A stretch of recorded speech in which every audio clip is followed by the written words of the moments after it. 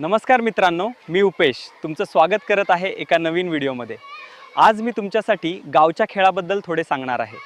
मित्रांनो, आपण बघतो की शहर वेगाने पुढे जात आहे आणि गावाच गाव पण हरवत चालले आहे। मैदान आणि मैदानातील खेळाची जागा ही कॉम्प्युटर, लॅपटॉप, मोबाईल या माध्यमाने घेतली आहे। सन 2005च्या नंतरच्या मुलांना तर मैदानातील खेळाबद्दल थोडीही माहिती नसेल। आताच्या पोरांना मोबाईलमध्ये कुठले गेम आहेत, तो गेम कसा खेळायचा ते सगळं माहीत असते।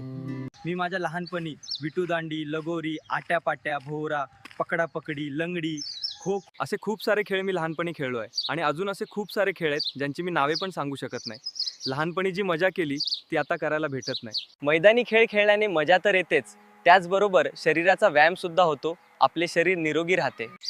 आम्ही लहानपणी रात्री झोपताना एकच विचार करून झोपायचो की उद्या लवकर उठून मैदानावर खेळायला जायचं आहे। कधी कधी तर खेळता खेळता आमची भांडणी व्हायचं, तरी दुसऱ्या दिवशी आम्ही सगळे मित्र परत मैदानावर खेळायला जायचो। कधी कोणाबद्दल मनात राग ठेवत नाही। मित्रांनो, माझा सांगायचा उद्देश एवढाच आहे की मोबाईलमधील गेम खेळण्यापेक्षा मैदानी खेळ खेळा, याने खूप सारे फायदे आहेत। ते तुम्ही खेळल्यावर अनुभवायला मिळतीलच। चला तर मग नवीन व्हिडिओमध्ये भेटू। बाय।